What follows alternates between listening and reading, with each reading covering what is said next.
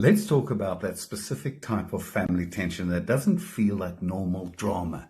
It's that walking on eggshells feeling where you know there's this invisible script you didn't write, but you're forced to follow it. It's a system where reality is flexible, but loyalty is mandatory. And psychologists call this a high control narcissistic family system.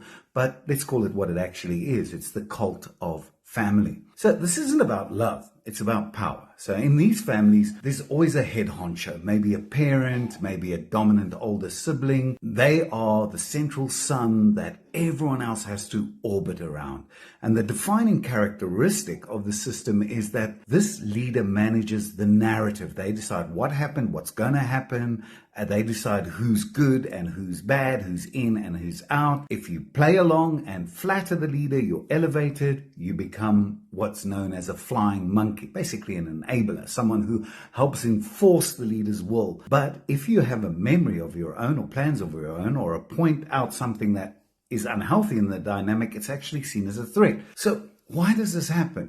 Why do they turn on their own? So the philosopher René Girard explained this with the scapegoat mechanism, and he argued that high tense closed groups need to discharge their aggression somewhere to keep from destroying each other. So they unconsciously choose the victim, the scapegoat, the black sheep of the family, and the family dumps all their anxiety, shame, and dysfunction onto that one person.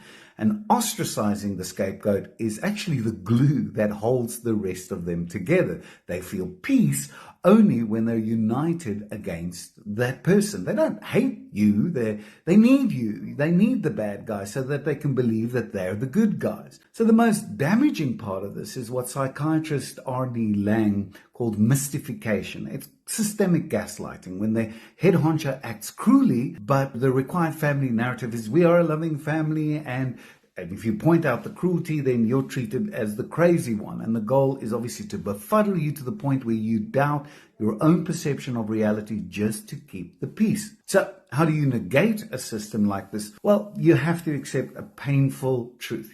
You can't win this game because the game is rigged. You cannot force them to see reality because the system's survival depends on them not seeing it. The only way to win is to stop playing. You drop the rope, you stop explaining, you stop defending, and you stop trying to get the cult to validate your reality. You step out of their narrative and you start trusting your own.